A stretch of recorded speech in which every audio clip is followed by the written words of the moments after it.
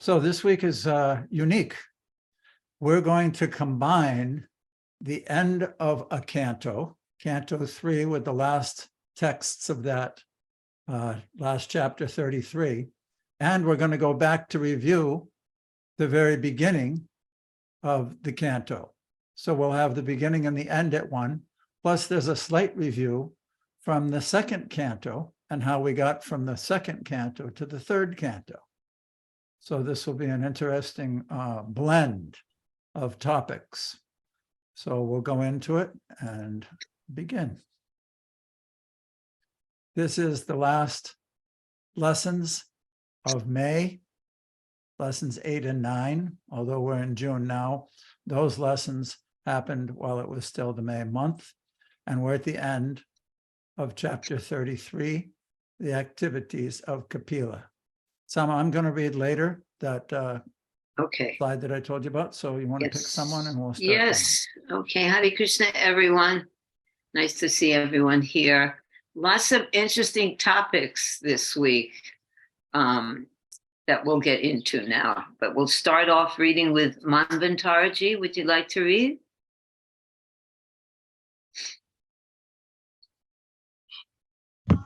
Sure. Reading from Srimad Bhagavatam, Canto 3, Chapter 33, text 23 through 26. Maitreya continued. Thereafter, having heard with great eagerness and in all detail from her son, Kapila-dev, the eternally smiling personality of Godhead, Devahuti began to meditate constantly upon the Vishnu form of the Supreme Lord. She did so with serious engagement in devotional service because she was strong in renunciation. She accepted all the necessities of the body. She became situated in knowledge due to realization of the absolute truth. Her heart became purified.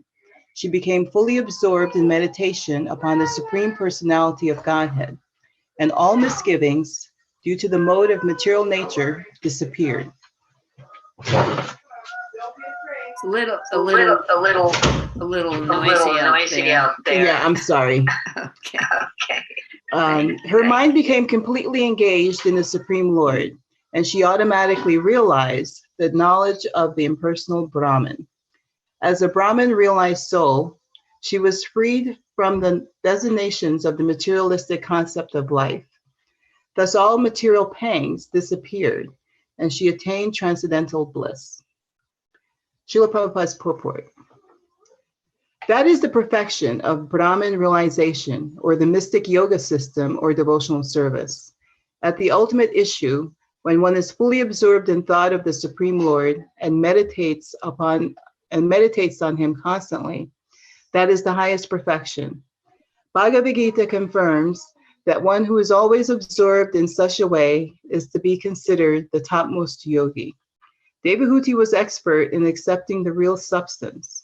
She contemplated the form of Vishnu in details as advised by her smiling son, Kapila-dev. At the same time, she was thinking of Kapila, who is the Supreme Personality of Godhead, and therefore she completely perfected her austerities, penances, and transcendental realization. Thank you. I'm getting a I'm getting a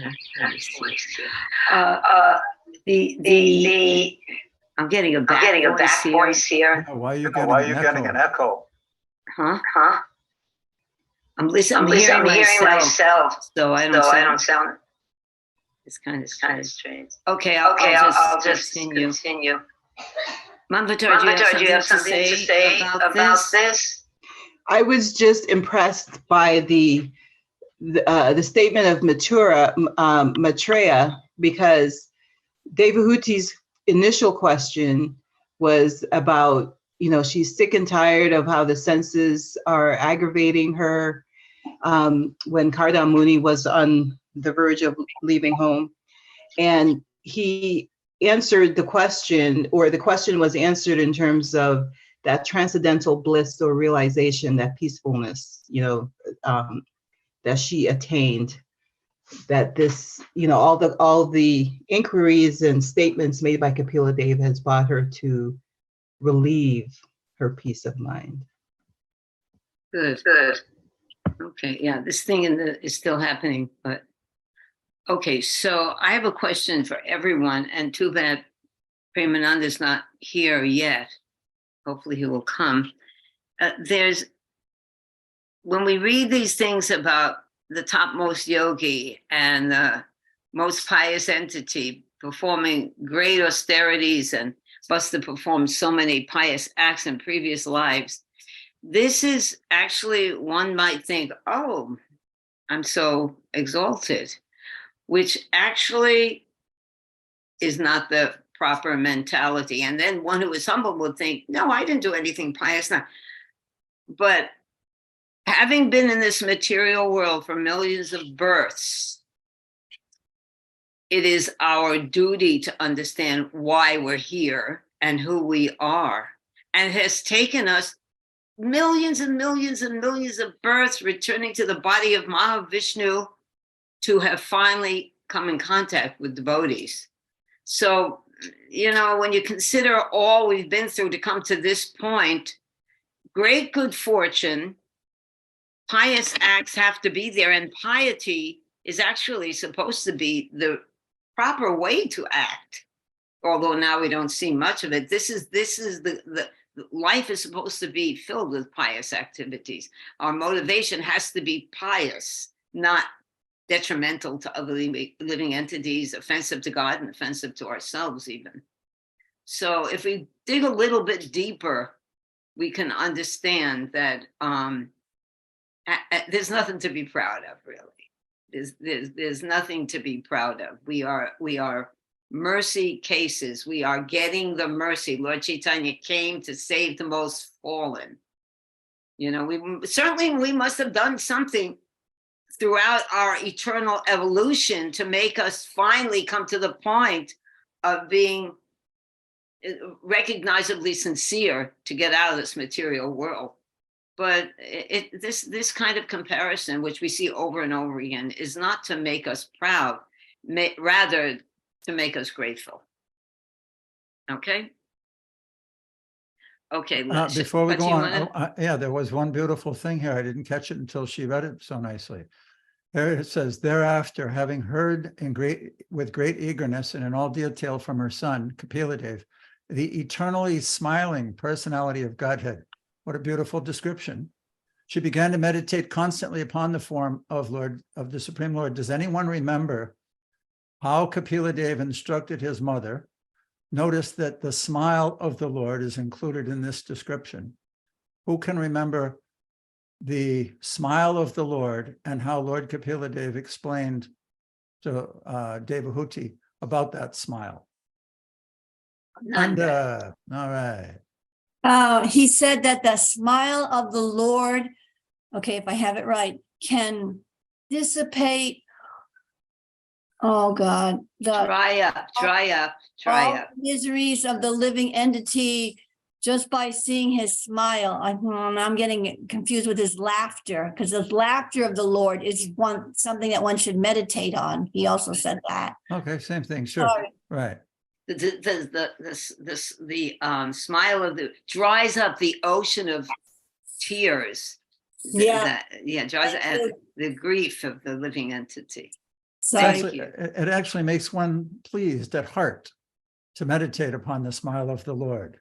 It's kind of an inconceivable concept, no? It's also inconceivable, sorry to interrupt, but who else could be eternally smiling? Nice. Even great demigods who are quote unquote, or even devoted, whatever, but eternally smiling. It was also caught my attention too. Yeah, wonderful. Thank you. Okay, shall we go on with Gopa? Gopa Patniji. Hare Krishna. Hare Krishna.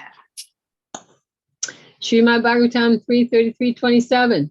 Situated in eternal trance and freed from illusion, impelled by the modes of material nature, she forgot her material body, just as one forgets his different bodies in a dream.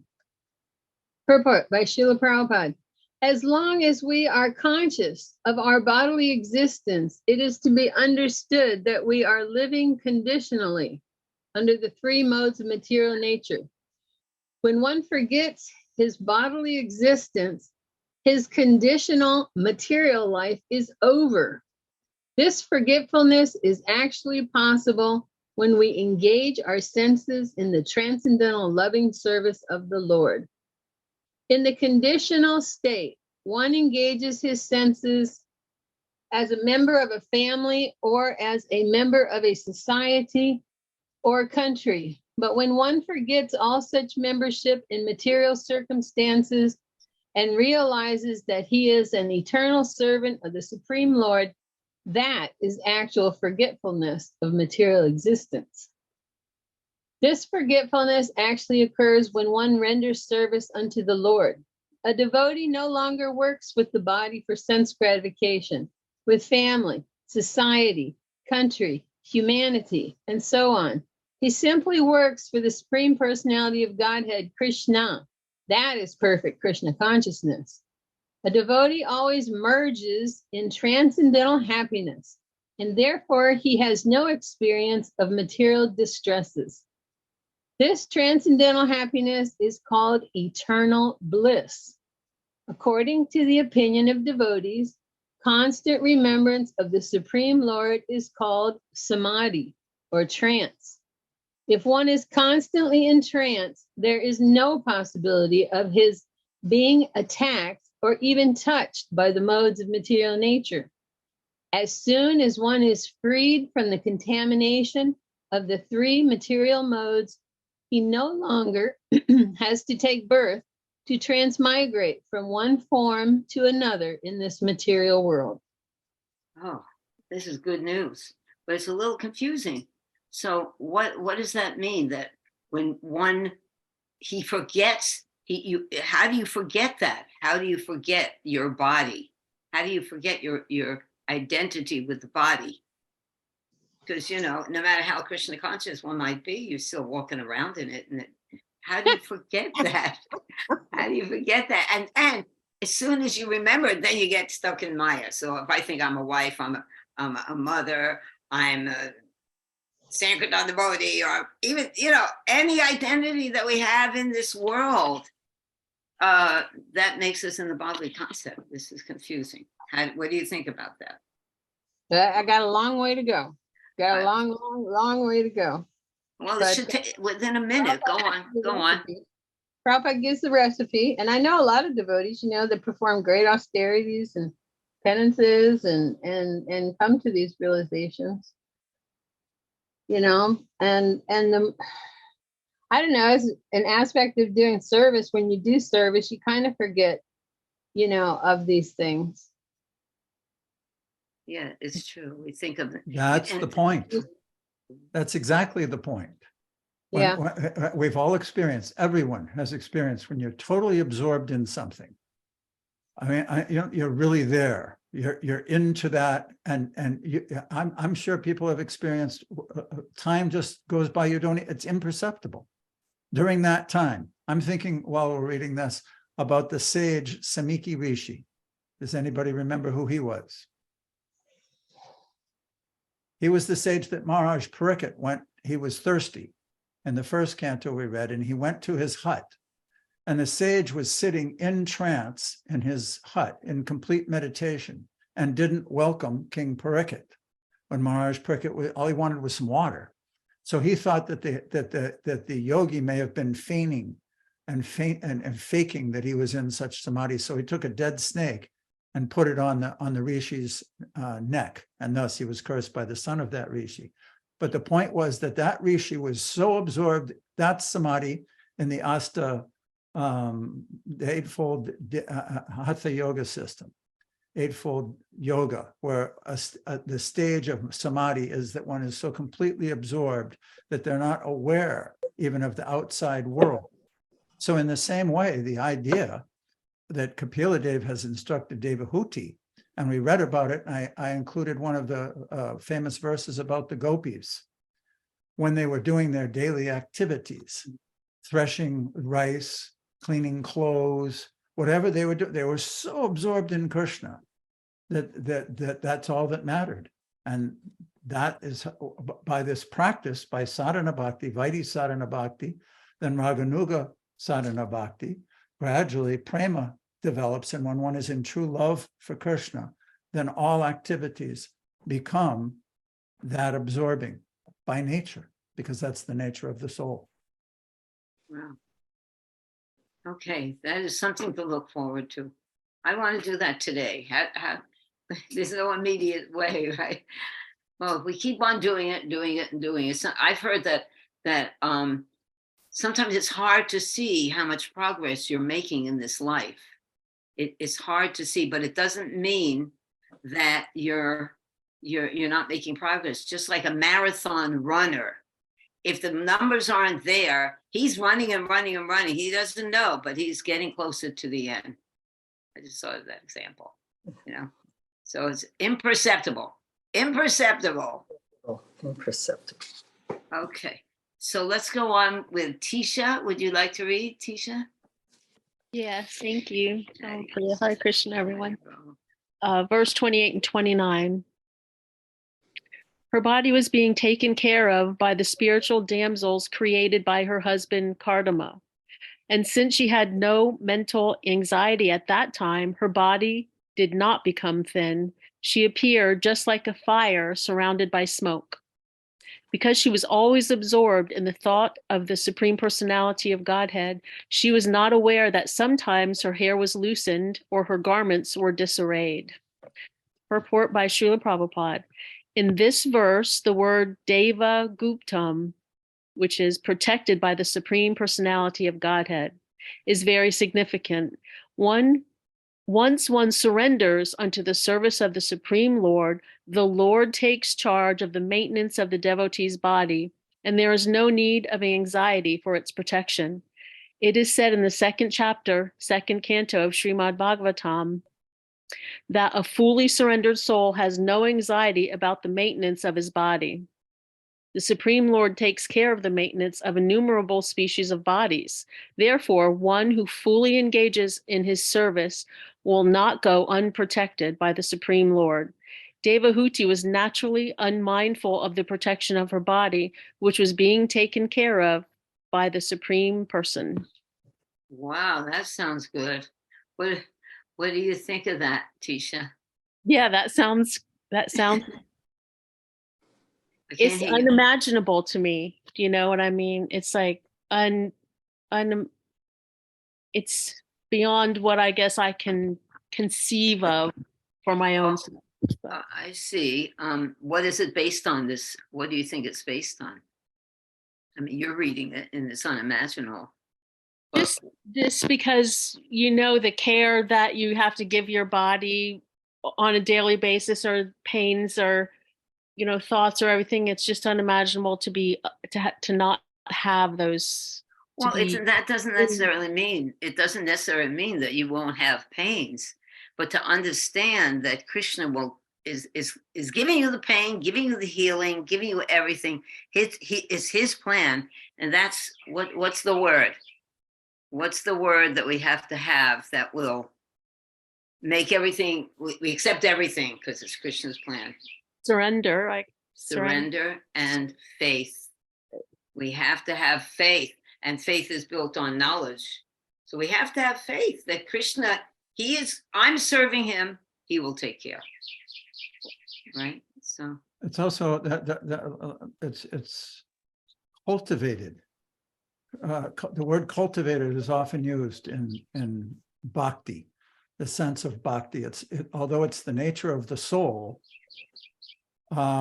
because we're in this material world and we've been associated with the inferior material energy for such a long time, we're accustomed and habituated to interact with the material energy.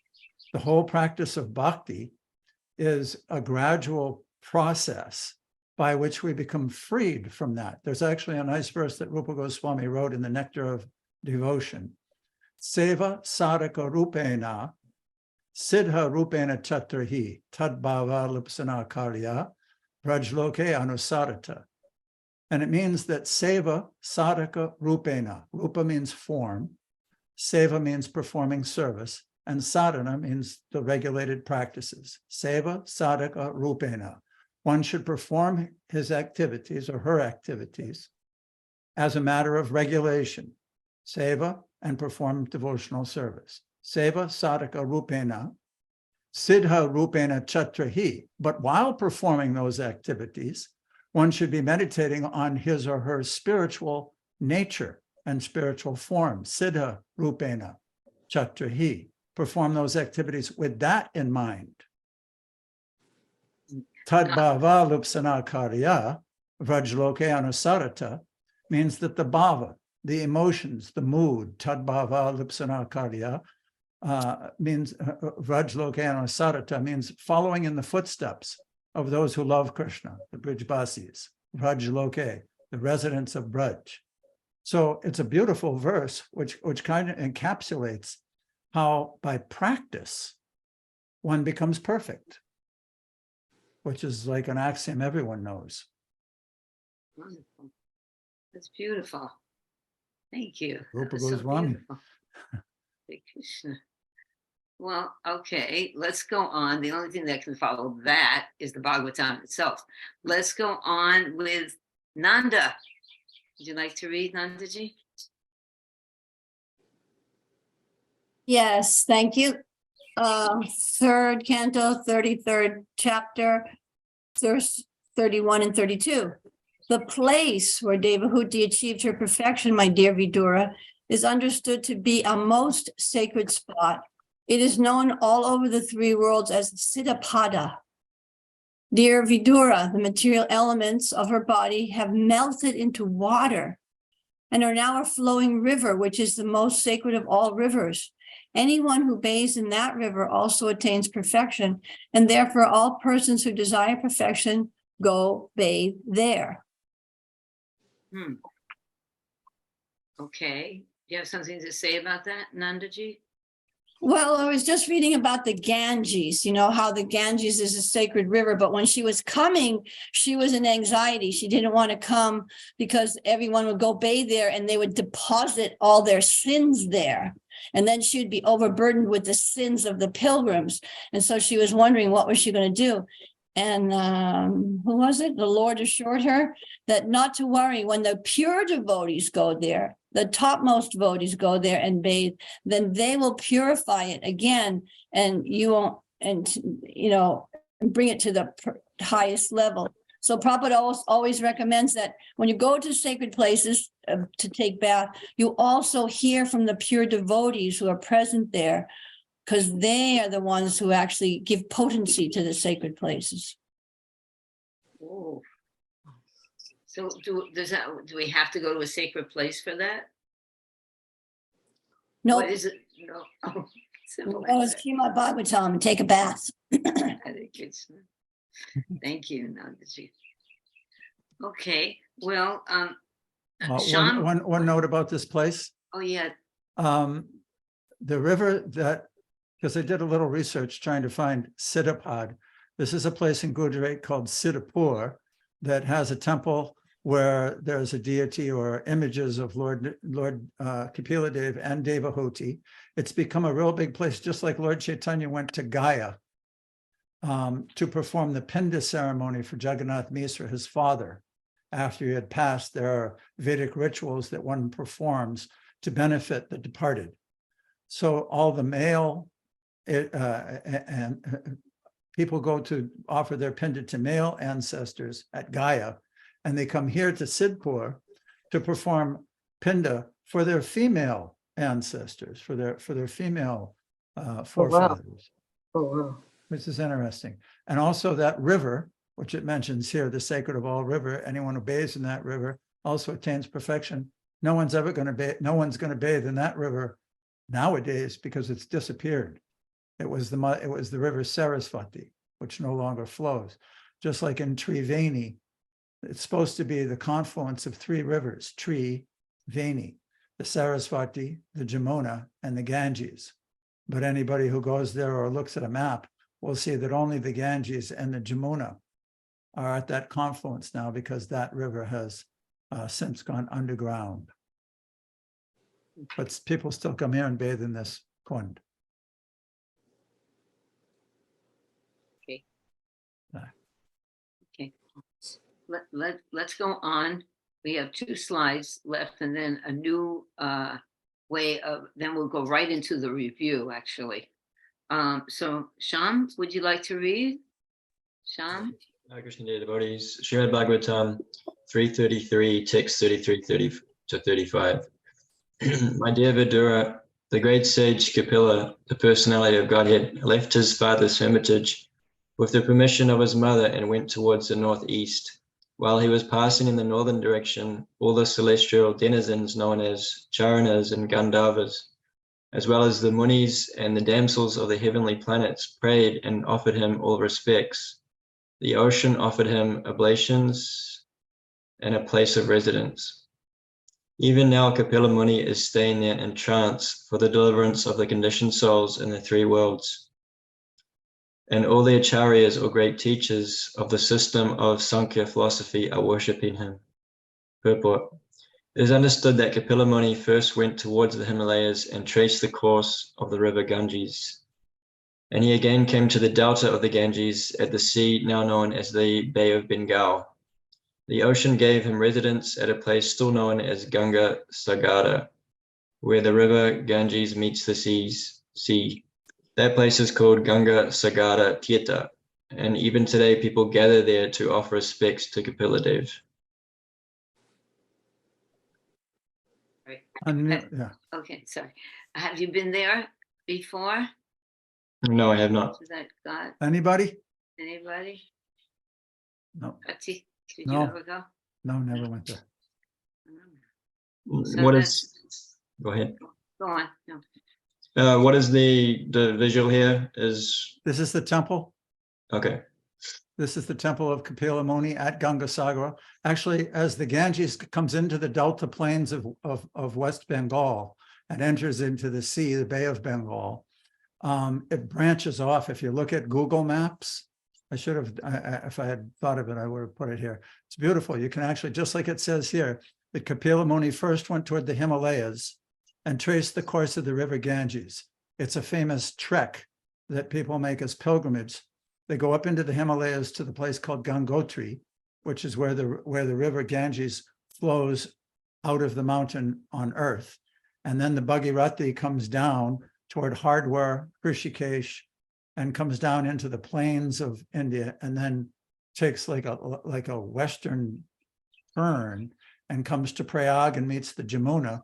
And then both rivers flow all the way past Mayapur in Bengal and go south of Calcutta, but they're branching out because the earth gets lower and lower, and there are many different streams, hundreds and different streams. Almost looks like branches of a tree as it goes into the sea. But one of the main tributaries is here, where there's a big famous temple of Kapila Muni, where people go and bathe in the Ganges as it meets the sea. That's called the Sangam.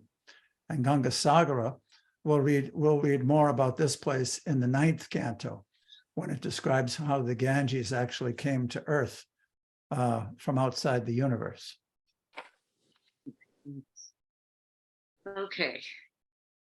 So let's go on. This is the last text in this in the Srimad Bhagavatam in the 3rd canto. So Chatta, would you like to read this? Yes. Hare Krishna. Good morning, everyone. Srimad Bhagavatam 3, 33, 36, and 37. My dear son, since you have inquired from me, I have answered. O sinless one, the descriptions of Kapila Dev and his mother and their activities are the purest of all pure discourses. The description of the dealings of Kapila Dev and his mother is very confidential, and anyone who hears or reads this narration becomes a devotee of the Supreme Personality of Godhead, who is carried by Garuda. And he thereafter enters into the abode of the Supreme Lord to engage in the transcendental loving service of the Lord. Hari Hari Bol! Woo! That's great. Purport by Srila Prabhupada. The narration of Kapila Dev and his mother Devahuti is so perfect and transcendental that even if one only hears or reads this description, he achieves the highest perfectional goal of life. For he engages in the loving service of the lotus feet of the Supreme Personality of Godhead. There is no doubt that Devahuti, who had the Supreme Lord as her son, and who followed the instructions of Kapila Dev so nicely, attained the highest perfection of human life. Wow. So what do you have to say about I'm that? just so grateful that I stayed with the chorus and I was able to finish this third canto. Yeah, I what an was- accomplishment. You Go know, on. I just love these palashutis that tell you what's happening just by being there, just by being present and witnessing these pastimes as we read. It's so beautiful. And this maybe- just, go on, ahead. Sue. No, I was just thinking that this really struck me in this section, not to forget your material body, just to forget. I mean, how often do we actually do that? It's the perfection of life is to forget your body. Doesn't mean that you're walking around like a zombie. It means you're engaged in pure spiritual activities, totally off the bodily platform. Well, Chattamai was reading that. I forgot mine. Oh, there you go. Glad I Oh. know him. Hare Krishna, what an accomplishment. Wow. So this is so beautiful. It's reminding us that absorption is everything. Like H.D. Goswami used to say, Bhakti is like watching a movie and becoming so absorbed that you absolutely forget everything around you. You don't see anybody, you don't hear anybody, you forget your worries. You're just so absorbed with what's going on that screen. And also when you see yourself on the screen. It's not that you see yourself on the screen, because you know how passive can we be? You get absorbed. You're up on the screen. In the So Chaitanya Charitamrita, in the very beginning, we actually studied this as we transitioned from the second canto to the third canto. We went back and studied the Chatushloki. And in that part where Srila Prabhupada's explaining in his purport that when Brahma was receiving the Chatushloki verses from Krishna, that it wasn't that Krishna was standing outside with him. He was actually in his heart. Tene Brahma Hridaya Adi Kavaye. So, and the purport, Srila Prabhupada, it was nice that you gave that example of watching a movie or television. He gave the same thing. He said, if one's advanced in spiritual knowledge, the heart becomes like a television set where one can actually see the spiritual world. That's how pure, that's Chaito Darpana Marjanam. That's how pure our self, our actual spiritual self is. But we're contaminated right now and covered by the clouds of this material energy. So it's difficult to get a good, clean signal. But while we're chanting and hearing, if we could be like totally absorbed, in, at least for the time that we're engaged in that activity of hearing and chanting and serving. I know one time that when time goes away and everything goes away, if you're dressing the deities and you have to be finished, you're not thinking of anything else. You just have to hurry up and dress.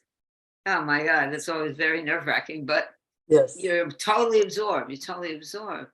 We don't want to be absorbed in this material world anymore. We've had it. I mean, I'm saying we liberally. Yes. I mean, have we all had it? I think so. Okay. That's why we're here. That's why we're here. Okay, so that's the end of the third canto. What an accomplishment. Thank you all so much. So, but now we're going to go on to review the third canto. And before we do, there'll be a little just summary of the second canto. Is that what you were going to do, Pati? Yeah, just the very last verses of the second canto. So we see here, these are all the 4 books that were first published by the BBT as 3.1, 3.2, 3.3, and 3.4, all the way back from Vidura and Uddhava. That's why the picture here is of Krishna on the cover, because Uddhava described to Vidura the pastimes in Vrindavan. And then this was the creation, Maitreya explaining to Vidura, this is Mahavishnu, or Garbhodakshaya Vishnu, and Brahma coming up out of his abdomen and having a view of that. Kardama Muni and Kapiladev, and Devahuti. This is what we studied. Last year we studied these two. This year we studied this two. So how did we get there? At the end of the second canto, wherein the description of the Chaturshloki was, where Krishna had explained to Brahma about this illusory material nature and how one has to perceive the absolute truth within it, Shonaka Rishi asked Sutta Goswami in 2:10:48 through 51. Shonaka Rishi, after hearing all about the creation, inquired from Sutta Goswami about Vidura, for Sutta Goswami had previously informed him how Vidura left home, leaving aside all his relatives, who were very difficult to leave. Shonaka Rishi said, "Let us know, please, what topics were discussed between Vidura and Maitreya, who talked on transcendental subjects, and what was inquired by Vidura and replied by Maitreya. Also, please let us know the reason for Vidura's giving up the connection of his family members and why he again came home. Please also let us know the activities of Vidura while he was in the places of pilgrimage." Sri Sutta Goswami explained, "I shall now explain to you these very subjects explained by the great sage in his answer to King Parikshit's inquiries. Please hear them attentively. You may remember that Sutta Goswami was present when Maharaj Parikshit was cursed and went to the bank of the Ganges, and Sukadev Goswami came and spoke to him for 7 days before the snake bite. So Sutta Goswami was present in that assembly, hearing Sukadev Goswami speak. And now he's saying, I'll tell you what happened between those two. So next person, Sam. Okay, Kate. Now we have a different way of reading this. These are graphs, charts that our dear Premananda made. And it's really a very nice summary of the whole third canto. So why don't you, Kate, read the blue one, the first blue one, and then the brown extensions and some explanations of what the blue is. Why don't you read two? What we're thinking, Kate, and everyone, is that each person will try this and see if it's too lengthy or too short. We'll each read two of these blue ones and their connections. And This is the name of the chapter. This is the first breakdown of topics in it, and this is a more fine tuning of those breakdowns. So the first person can read, Kate in this case can read the chapter summary, read this and these two, and then this and these three. And then we can have a little discussion, or because this is a huge canto. So, and there was a lot in it. And I'm sure as we read these, we'll remember different things that really touched us in different ways. Okay, Kate, would you like to continue? Hare Krishna. Yeah. For some reason, though, I'm not seeing, all I see is I'm not seeing the charts. I'm seeing On a computer or your phone? No, I'm on my phone. Yeah, I think that's going to be too hard. These charts were rather large. I'm sorry. Okay. There was no way to do it on a phone. I'll log in on my computer and then I can read again later. Okay, great. Okay, why don't you do that? Okay. Okay, Gopa, you're on your phone also, Gopaji. Can you read it? Go. Wait, let's see if she's. I'm actually on a Kindle, so I can read it. I can see it. Yay, good. Okay, why don't you start? Okay, 1 through 5, Vidura's renunciation and Maharaj Parikshit's inquisitiveness. Should I say chapters? Chapters 1 through 2? No, it's just chapter one. These are texts. This is chapter 1, questions by Vidura. This is texts 1 through 5. And then they're more clearly explained here. This is renunciation. Go ahead. Okay, so 1 through 2, Sukadev Goswami spoke about Vidura renouncing home.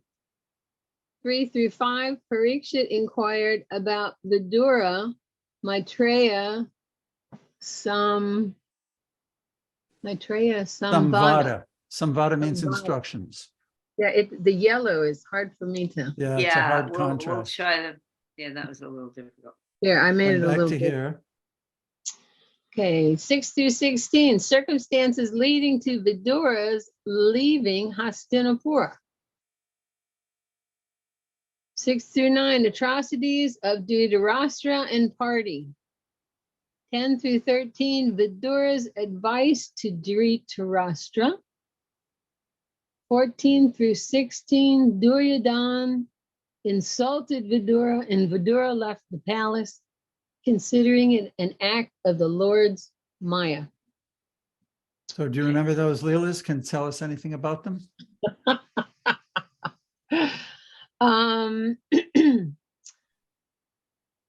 What are the atrocities? Remember the atrocities that Dhritarashtra performed against the Pandavas and all that? And, there's a lot of them.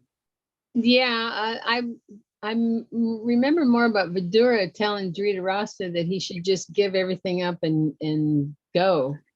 That's coming. That's just Yeah, now that coming. didn't happen yet. Oh, that didn't happen yet. That's Okay. All right.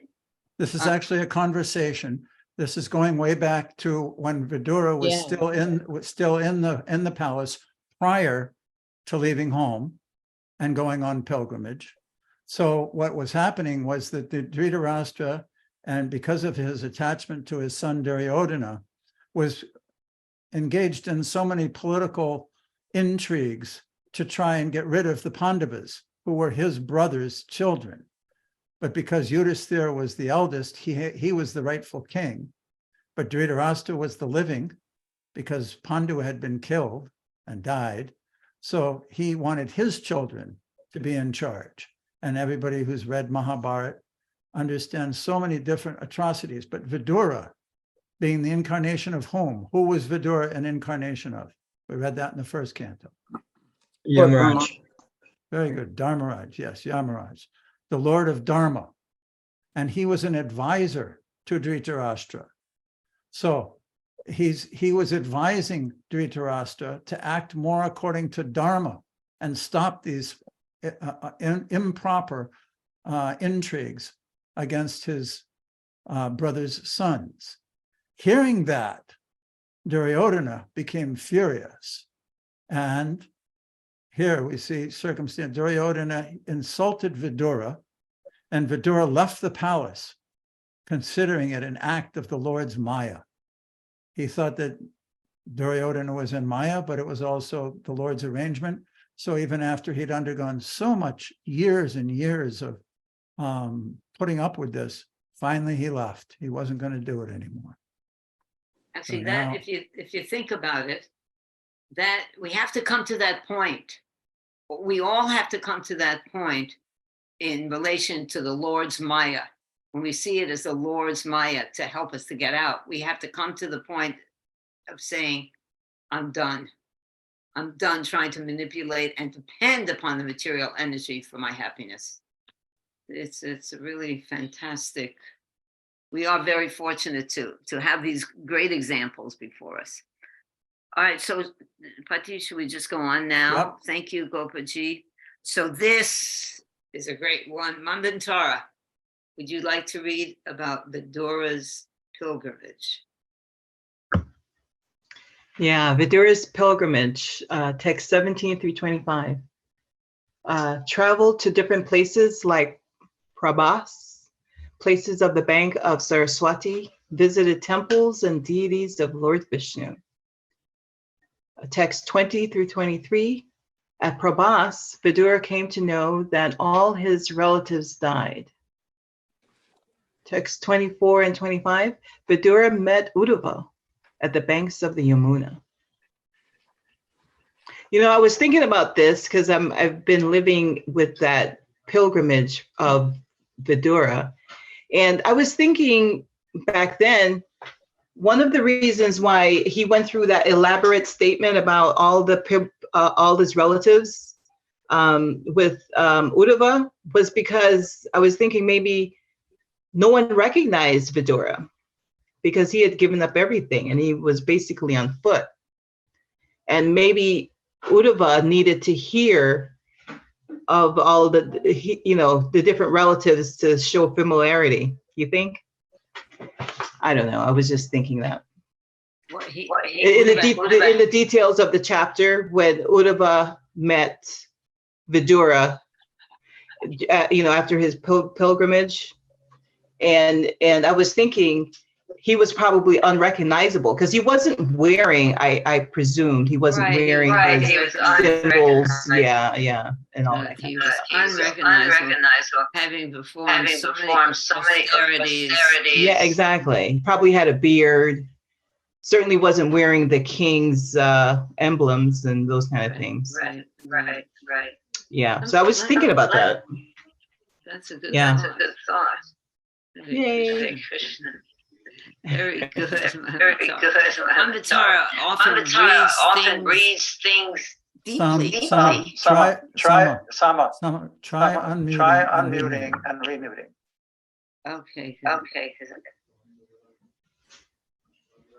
That echo Was coming The back. echo. I just took it out. Can everyone hear me still? Yes, that's better. Okay, I'm just going to do that. I usually have my earplugs in because my husband's in the next room, and then that's, try to get a little bit of sequence here. Okay, let's go on. Thank you, Mama Taraji. Oh, she's not done. No, she's not done. Okay. Go on, Mama Dara. Just finish the. Okay, so text 26 through 42. Vidura's inquiries from Uddhava about the welfare of the Yadavas and Kurus. Text 26 through 35, about Krishna, Balaram, and the Yadus. Text 36 and 40 through 40 was about the Kurus, and text 41 through 42, Vidura's lamentation for Dhritarashtra. Okay. I'm still. You want me to stop there or do 43 and 45? Patiya. Do 43 and 45. Which is Vidura's request to hear about Krishna. And 43 through 45, Krishna descended to attract all and to show mercy to his devotees. Okay. I don't know if you're, I'm still echoing. I think it's a disturbance. no, you're not. I don't hear you echoing. Oh, no? No, Okay. somehow or another, it's coming and going. Sorry about our technical difficulties. One thing that is so sweet about this part of the Srimad Bhagavatam is one of the most intimate associates of Krishna is Uddhava. And you may remember that I had a little bit different take. Manvantara, Vidura has been on pilgrimage for about 30 years. So you're right, he probably was unrecognizable. But certainly Vidura and Uddhava, once their initial contact was made, then it would be natural to ask about the different people they knew together, the common personalities of the Yadus and all those different people, and of course Krishna and Balaram.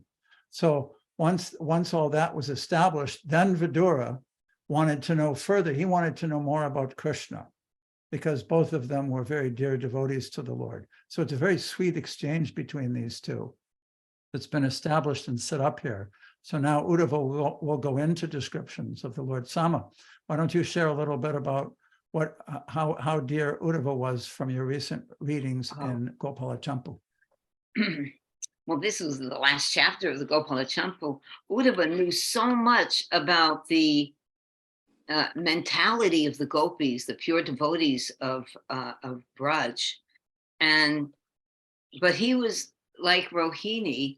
He was a member of both Leelas, Dwarka and Braj. Vrindavan. And, to talk about the last section of it is, I was specifically, he got on the chariot. oh, yeah, I don't know if I want, how can you tell people about the chariot? It took 1,200 pages for me to get to the end, and he wants me to tell you the end. It won't be the same. You got to read 1,200 pages. But in any case. The point is that Uddhava is extremely dear to Krishna. He's extremely dear to all the residents of Vrindavan, and he's extremely dear to all the residents of Dwarka. He's a very lovable, knowledgeable student of Brihaspati person. Well, one thing I can say is that he always wanted the dust of the lotus feet of the gopis. So actually, he is present in Vrindavan, even in the material world. What's it called? Gupta Vrindavan. Bhoma. Bhoma Lila. Bhoma Vrindavan. And there's a kund there, Uddhava Kund, and he is in the form of a bush. He takes the form of the bush so that as the gopis are passing by, the dust from their feet are flying on him. And that was his desire. That was his humble prayer. So there is a place, Uddhava Kund, and there's bushes there. And it is said that Uddhava is still existing there, which to us seems a really long time ago.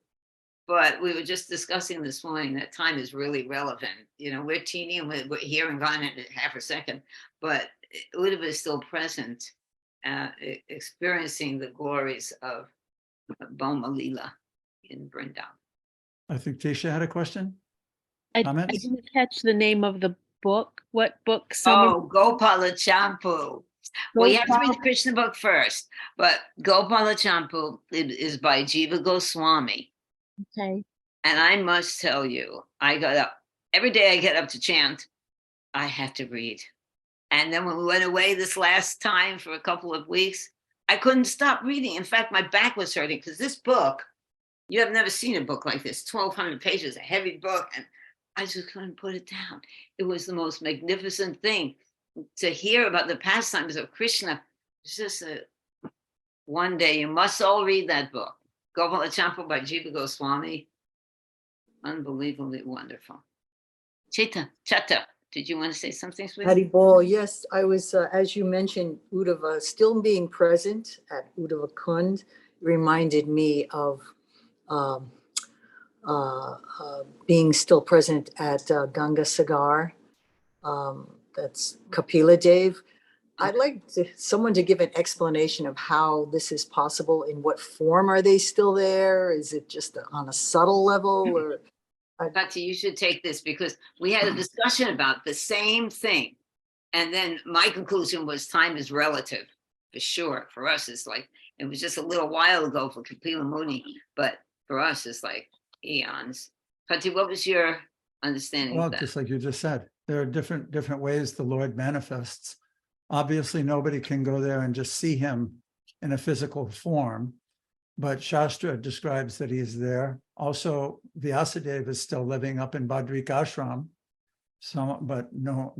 and Madhvacharya went to see him and discussed with him his commentary on Bhagavad Gita, which was approved by Vyasadeva, and then he came back. But these are all mystical kind of esoteric topics. amazing. Thank you. Yeah, well, we remember the side of our brains here, and that we're new to devotional service, so there's nothing to be proud about. But this is like things we can't. It's relatively, we are very neophyte still in our understanding of all this. But even though we have Lord Chaitanya's mercy, and we can go back to Godhead this lifetime if we're sincere and serious. That's it. Well, we got to do the work, and this is part of the work. Shravanam Kirtanam. Okay, let's go on. Thank you. Tisha, why don't you read the first two sections, and then Nanda, if you would read the next ones. Here, read this, Remembrance, on the side. Okay. 3:2, Remembrance of Lord Krishna. So verses 1 through 6, Uddhava's exalted position. And then 1 through 3, consistency in devotional service from childhood to old age. 4 through 6, shows ecstatic symptoms. Those were his exalted positions. Right. And then 7 through 11, unfortunate situation of the Yadus and others. 7, the Krishna sun has set. 8 through 9, the Yadus understood the Lord only partially. 10, intelligence of devotees is not affected by non-devotees. 11, the Lord manifested and removed his eternal form. Okay, what does that mean? That the Yadus understood the Lord only partially? I mean, if you think about it, who understands the Lord fully? Maybe Radharani. I don't know. What do you think? Were the Yadus not the Pandavas, or what? No, the Yadus are Krishna's personal family members. They're his children and grandchildren, many of them. They come from Devaki and Vasudev and Sugrasena and the whole Mathura, his personal family. So they didn't know that Krishna was the supreme personality of Godhead, and then Arjuna found out during the Bhagavad Gita. Would that be correct? When Nanda, would you answer that? Well, it's that it's explained in that section that the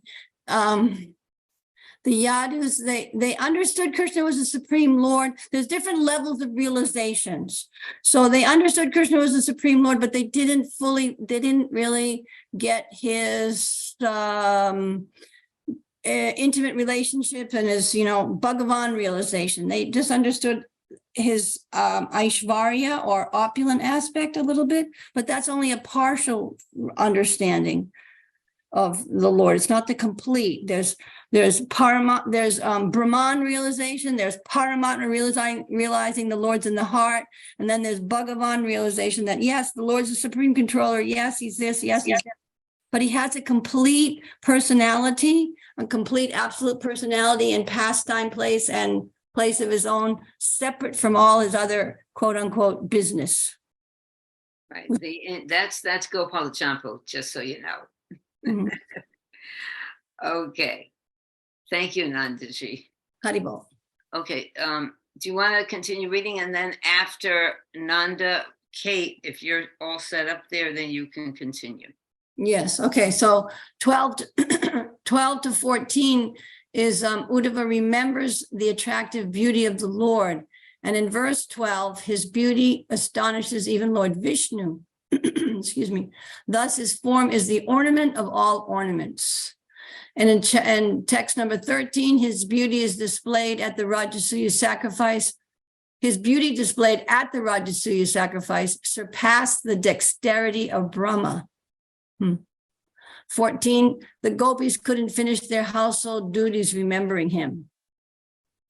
In text 15 through 24 of this chapter, Lord Krishna's mercy and it describes Lord Krishna's mercy and bewildering activities. And specifically in text 15 through 18, it talks about, I'm distressed by the Lord's bewildering behavior, his birth, his fearing Kamsa, fleeing from Mathura, begging pardon from parents, consulting Uddhava, and submitting before Ugrasena. So why is that distressing? Sorry, here's my comment. It's distressing because the Lord's acting like an ordinary person, and that's bewildering to people who don't know that he's not an ordinary person. So in text 19 to 24, he delivered Shishupal, Kurukshetra warriors, and Putana. And then from text 25 to 34, there's a description of the pastimes in Vraj with how the Lord's beautiful pastimes in Vrindavan on the bank of the Jamuna, herded the cows, he played, he killed demons, chastised Kaliya, humbled Indra, performed the Rasa Leela with the gopis. So it's kind of a summary of all of those pastimes. See, so what about, how can you relate that to him not being an ordinary person? We were just talking about how Kapila Dev, he's also, how is that? He's not an ordinary person, and in relation to us not being able to see him or perceive him in the, what was that place called again, where he's located? Where Ganga he's doing Sagara. meditation? Huh? Ganga Sagara. The Ganga Sagara, and the same way Vyasadeva is in the Himalayas, imperceivable. Can you explain the similarity? of No, that? but how it's similar to that? Well, that was It's not an ordinary person. Sama, that was way too long. I got lost in the middle of what you said. If you would, Okay. sorry. Okay. How is We're similar? talking about how Krishna is not an ordinary person. So an example of that is how Kapila is doing meditation, Vyasadeva is doing meditation, and we who are ordinary persons cannot perceive of them even when we go to those places, because they are ordinary, they're extraordinary. Maybe that's not a good example, but for me, No, it it's kind not a real good example, so. Oh, I'm I know sorry. you're trying to come up with topics of discussion, but basically, Nanda, maybe you can just talk about these three different categories that Uddhava was remembering. Okay. Uddhava remembers the attractive beauty of the Lord and how his beauty attracts everyone and how he's the ornament of ornaments. There you go. He That one. surpassed the dexterity of Brahma. Why would that be? That Yeah. one, I don't remember that phrase there in that story, but I know. Anybody else remember why Krishna's beauty would surpass the dexterity of Brahma? Because it's so beautiful that even Brahma, who displays the ultimate dexterity of artistic talents in creating everything in this material world, the beauty of Krishna is beyond anything he could do. That beauty surpasses anything Brahma can create. That's why that's, and also, was there something about the Rajasuya sacrifice? Well, just about him killing Shishupal, Shishupal, anyway, it's a little bit long, but anyway, Shishupal, just as the Sudarshan chakra was getting close to his neck, then he realized how beautiful Krishna was. And that's why he was finally liberated from that hellish, curse of having to take birth so many times, because finally he realized the beauty of the Lord, just as the Sudarshan chakra came, went, cut his neck off. Yeah. Wow, wonderful. Mercy. And then just like, so 15 to 18, distressed by the Lord's bewildering behaviors. This is why the Lord, he's bewildering, because he acts like a common person sometimes, but then he kills Putana or Trinavarta or Kamsa or Kush, whatever. And if you don't see the whole thing, and that's just what the demons do, they don't see the whole picture. They see some of the activities of the Lord and they don't see the whole thing due to their enviousness, and therefore their vision is distorted, and therefore he's able to bewilder people who have an atheistic mentality, or because they have an atheistic mentality, they're bewildered, either one. But so that's why we get to hear the Bhagavatam from beginning to end, how the Lord creates, and then he has intimate pastimes, et cetera, but all of that's there, all that information is necessary for us to get a complete picture of, or a somewhat complete picture, a more complete picture of the Lord's potencies and activities. Hare Krishna. Good. Ah. That's wonderful. Thank you. Did you finish? You did 25 to 34? I did read that, yes. Okay. All right. Shall we go to the next slide? And Kate, would you like to see if you can do this too? Maybe read the summaries of these and then discuss. Yeah, so 3:3, the Lord's pastimes out of Vrindavana. 1 through 9, Krishna's education and marriage. 1, Krishna killed Kamsa.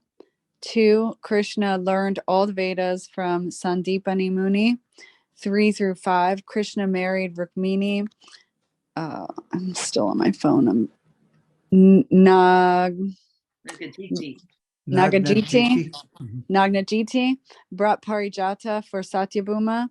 6 through 9, Krishna killed Narakasura, married kidnapped princesses, and begot children from them. 10 through 15, killing of demons and the Kurukshetra war. 10 through 11, Lord and his associates killed many demons like Sambara, Dvivida, Bana, Mura, Balva, etc. 12 through 13, Kurukshetra war. 14 through 15, the Lord planned for the departure of the Yadus. Okay, can you tell us something about any one of these chapter headings?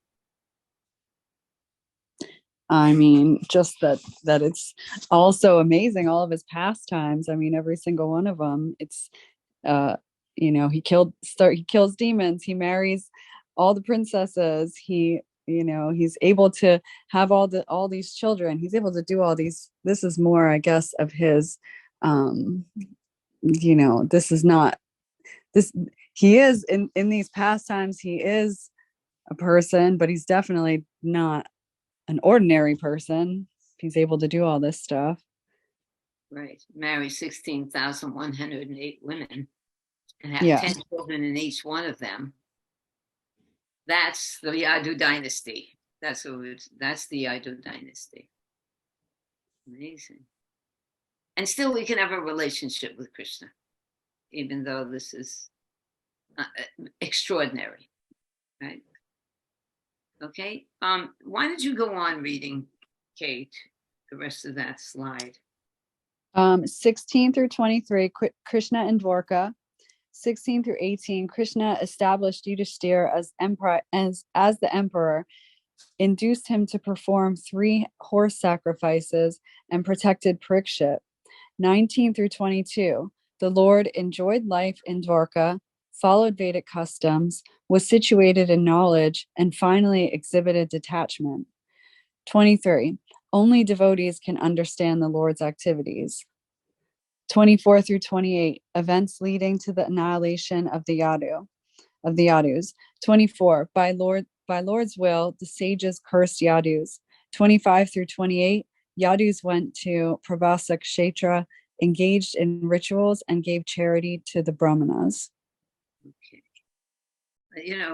What Nanda was saying before about how these activities of the Lord, all of them are present, and they're all of them, like from the creation to his intimate pastimes with the residents of Vrindavan. And we see that they're all necessary. In order to appreciate Krishna, we have to, before we come to the point of understanding that he's our best friend and tending the cows with him, we have to understand this person is God, So can you go back to the slides so that Kate can see them? Sure. I was thinking maybe Kate could tell us a little bit about, in Bhagavad Gita, the Lord gives three different reasons why he comes to the material world and performs his pastimes, and how these examples exhibit those reasons. I mean, isn't it to reestablish religious principles, good, annihilate demons? Good. And am I missing one? Yeah, Paritanaya sadhunam. Vinashaya chaduskritam. Paritanaya sadhunam, he protects the devotees. Oh, to protect the devotees, Right. of course. Vinashaya chaduskritam, annihilate the demons. And like you said, Dharma samstarpanathaya, to establish. Good, excellent. So give an example. I mean, only devotees can understand the Lord's activities. That stood out to me because, I mean, this is one way. I mean, this is by giving us the Bhagavatam and all this knowledge. This is protecting us. I mean, this is our knowledge is sacred, and it's only devotees can understand these pastimes and how important it is to know these qualities of the Lord. And then he killed lots of demons in 19 through 22. He where was that he killed all the demons? Pretty much everywhere, I think, huh? Yeah. Okay, there's It's one. hard for me to relate that though to anything practical. I mean, Okay. One practical thing that we have to understand why are devotees the only people who can understand Krishna? What is your position? What do you understand is your position in relation to Krishna? What makes you believe everything, believe this philosophy and work for it? Anyone? we're surrendered servants. Right. Exactly. When you identify as being Krishna's servant, then you can understand this knowledge.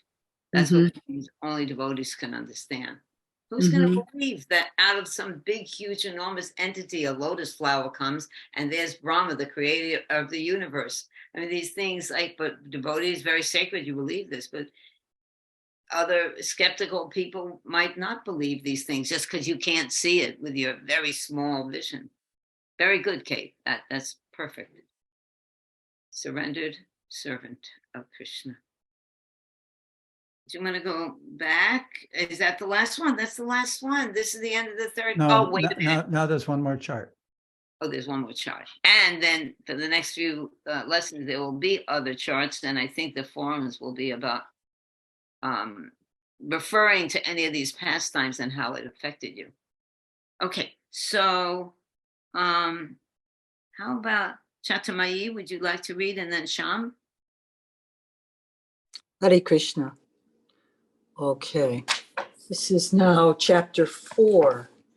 So I'm just lining up my notes so I know what I can meditate on here. Okay, Vidura approaches Maitreya. Verses 1 through 3, the disappearance of the Yadus. Verses 1 through 3, the Yadus drank liquor, became delirious, and destroyed each other by the influence of the Lord's Maya. Verses. Should I comment or should I just read them all first and then comment? You can comment. Oh, okay. It's just such an amazing reminder how they their position of being in conflict with each other. This is our material condition. This is standard procedure. As soon as you get people together, they'll start arguing. It's just amazing. By the influence of. Do you remember that when we were reading that part earlier too? I think it was in the last chart, maybe even the one before that, where Krishna started to contemplate how to end the Yadu's manifestation on this planet, because most of them were either his eternal associates or demigods who had taken birth, and no one could defeat the Yadus. Right. So there had to be some kind of like an intrigue where they would annihilate one another in order to disappear. What a dilemma. How do I make these people, how do I diminish their piety and divinity? And they're already so fixed up in it. And it says by the influence of the Lord's Maya. So they how do you say, they degraded. They came down a couple of notches and started finding fault with each other. From the mode of goodness to the mode of passion, as it says in the 18th chapter, you start seeing the differences between people and you focus on that rather than seeing one spiritual consciousness everywhere. So they came down. Okay, good. Go ahead. Well, there's Nanda. Nandaji. Well, I just would like a little clarification because I didn't exactly agree with my dear friend Chaitya there. Because the Yadus didn't come down, my understanding, and I'm asking, they didn't come down, they're influenced by the Lord. So it appeared, you know what I mean? I guess you could say you're right.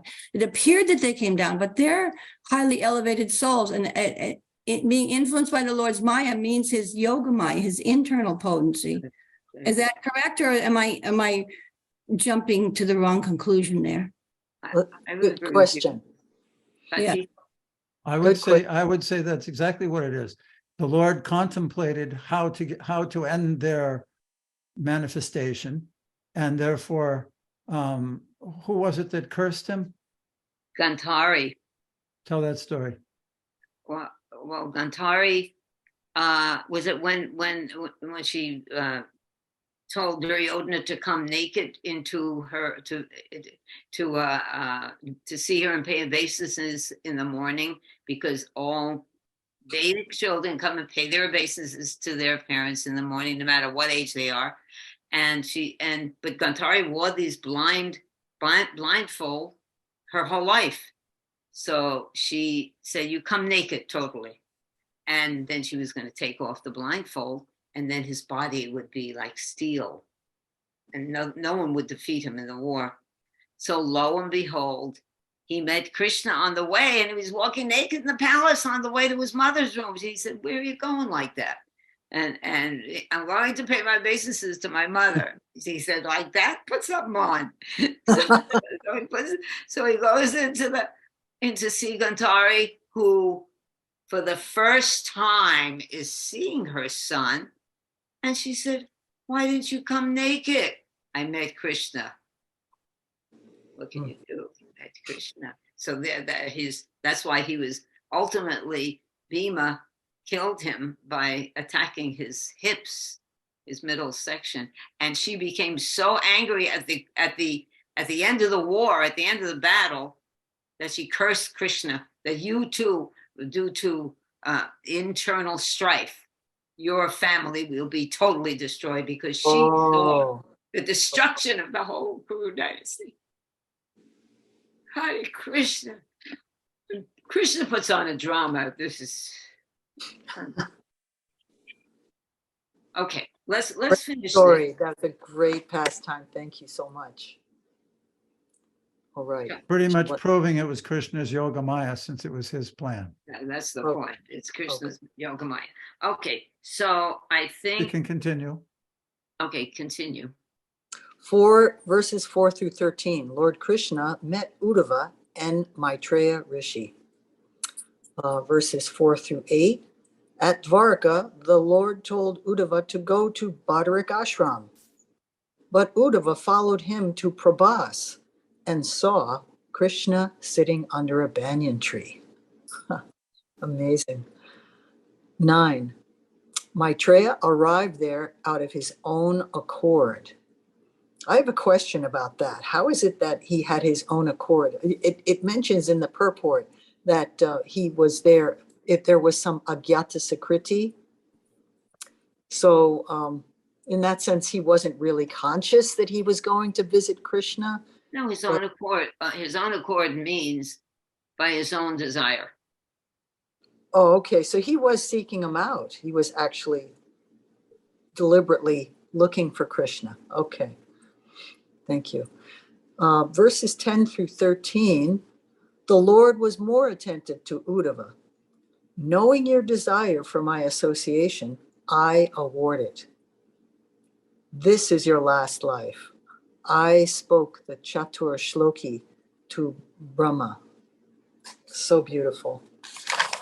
I really was moved by that beautiful verse. Let's see. 3, 4.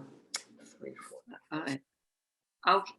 The one about saying that this is, oh, yeah, there it is, verse 12.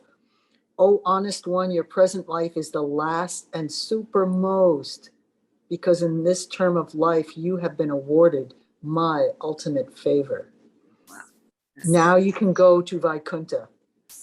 Wow. It's just so beautiful, so beautiful. Krishna doesn't miss anything. He doesn't miss anything. He sees everybody's intentions. He sees what they're working towards and rewards them accordingly. So inspiring. He doesn't neglect his devotees. Someone who's cultivating love for him. This is from the Gopal. Oh no, this is a different book. Anyway, he doesn't neglect those who are falling in love with him. He doesn't. All right, let's finish this off now with thank you, Chetta. Thank you. Sham Govindaji, would you like to just read the next sections here? Okay, 14 to 18. Overwhelmed, Uddhava glorified and prayed to the Lord. 14. I was overwhelmed by the Lord's reciprocation. What? 15. I prefer your service over the 4 Purasatas. 16 to 17, your activities bewilder even the wise. 18, kindly explain to me the knowledge of yourself. I'll just read another one. 19 to 22, hearing from the Lord, Uddhava started for Bhadaraka Ashram. 19 through 20, Lord instructed Uddhava about his supreme transcendental position. 21 through 22, to mitigate the separation, Uddhava decided to follow the Lord's instruction to go to Bhadaraka Ashram. Okay. Any of that? Wait, there was one question I was going to ask you. What do you have something? The 4 Purusharthas. You know what that is? I prefer your service over the Purusharthas. You know what that's referring to? Anyone? Is that Dharma, Artha, Kama, and Moksha? Patty? Yes, correct. So what he's saying is service. It's kind of like a seed, because as we read so much in depth in Lord Kapila Dev's instructions to Devahuti, all those lectures that Srila Prabhupada did that month that we studied his lectures. Remember the story of Bivimangal Thakur? And he said, if I can engage in your service, then liberation will be waiting at my door to serve me. So Uddhava similarly is saying, I prefer your service over the 4 Purusharthas, over Dharma, Artha, Moksha, and what is it, Kama. You want to finish up these, Sham, or would you like someone else to read? Whatever. Okay, finish it up. 23 through 27, Vidura sought spiritual knowledge from Uddhava. 23 through 27, Uddhava directed Vidura to Maitreya to avoid improper etiquette of instructing an elder. 28 through 32, Uddhava's special role after the disappearance of the Lord. Krishna decided to depart and thought that Uddhava can disseminate the transcendental knowledge about him. 33 through 36, Vidura's enlightenment by Uddhava and further journey. 33 through 35, hearing from Uddhava and understanding that the Lord remembered him at the last moment, Vidura cries. 36, Vidura meets Maitreya on the bank of the Ganges. Oh, boy. This really brings back to, would you like to comment on any of these? Sham? No, nothing's coming to me. Okay.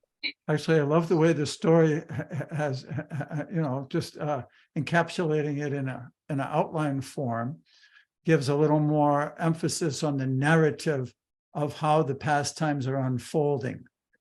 Sometimes when you read a book with so many purports, how all the different events linked together is sometimes kind of lost in that method.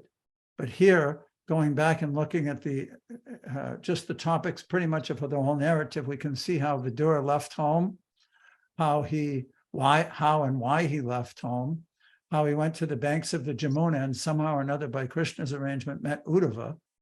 And then Uddhava, they met and they talked about the different people they knew and the Yadus and all the different things with Krishna and Balaram. And then Uddhava went into kind of an ecstasy and started speaking about all of Krishna's different pastimes inside of Vrindavan, outside of Vrindavan, and seeing his ecstasy and understanding how exalted he was. Vidura said, please stay here. Don't go to Bhadaraka Ashram. Stay here and instruct me on these wonderful pastimes. But Uddhava, having been instructed by the Lord and simultaneously also understanding that Vidura was his elder, told him that he should go to Maitreya, that the Lord had actually imparted knowledge to Maitreya, specifically for Vidura. So now he goes off to Bhadaraka Ashram, and Vidura goes to Hardwar and now meets Maitreya, and that's where we'll pick up this week. So like within 2 minutes, you can understand the whole narrative. It's very different than this 8 months we spent studying it. Yeah, well, I think the 8 months was well worth it. Oh, yeah. Oh, yeah. It's just to go so deep into this transcendental knowledge is a great opportunity. Takes us off the bodily so that we don't identify with the body and forget about the body. I think what comes clear also just from this little reading is, again, that there's different levels of realization. So Vidura was in the house of the Kurus and knew that Krishna was the Supreme Personality. But Dhritarashtra saw the universal form of the Lord. If you remember in Mahabharata, he gave him divine eyes to see him when Krishna acted as the messenger for peace. But even then, even with Krishna giving him the vision, Dhritarashtra couldn't see him as in a realized way like Uddhava here, and hence Vidura. What is the essential reason that he couldn't understand? Why? Well, Dhritarashtra is representing the conditioned soul, right? So it's the attachment to the body. Couldn't forget the body. That there's actually one reason. Bhaktimam abhijanati. Oh, Tatamai, what were you going to say? I was just going to add that he had the fault of supporting non-devotees. Yes. Same. Hare Krishna. The way we understand Krishna is but through bhakti. Without bhakti, there's no understanding him. Bhakti mam abhijanati. By bhakti, one understands me. Tesham satati yuktanam bhajatam pratipurvakam dadami buddhi yogam tam yena mama payantite. One who engages in my loving devotional service, I give them the understanding. Without him giving the understanding, no one can understand him. Even Dhritarashtra, looking at a universal form. Same with Duryodhana. He also saw the universal form. He just thought it's some trick, because that's the intelligence that Krishna gives. He is the supreme controller. So the lessons are there. Very good, Shyam. They're pointing those out. Excellent. Okay. Any more questions? Or Tisha, you want to say something? I was just thinking this was such a great class to go back and listen to again, because it just kind of sums it all up. So thank you. Thank you, Somanpriya and Durva. Also Premananda, he Yes, thank you. Premananda, really for the has that charts. kind of mind. He's a chart man for sure. And I wish he Nanda was- too. Yay, Nanda. Yay, Nanda. Nanda, what's up? My question is, what's next? Next The means fourth canto. But- next means next week or next book? Yeah. What's our next program? Is there a class next week? Are we got a Yes, break? What's yes, going on? yes. What we're doing is we have more charts for the Okay. whole canto. He's only sent me up to chapter 20 so far, but we'll go through them the same way. Now Maitreya and Vidura meet in Hardwar, and Vidura asks questions. That's chapter 5. Actually, this was chapter 4 was Vidura meets Maitreya, then Vidura questions Maitreya, and that setup, his questions set up Maitreya's answers. And then we go into the whole creation. But yes, well, I think we'll continue at least for 2 or 3 more weeks, depending on how many charts Premananda is able to complete. And if anybody's interested to, after reading the chart, which will be posted in the assignments in the course itself, if there is something that you feel that really is important for you, read up on it a little bit, and then we can discuss it further. You can look back to the to where it's stated in the Bhagavatam, because I think we're coming up.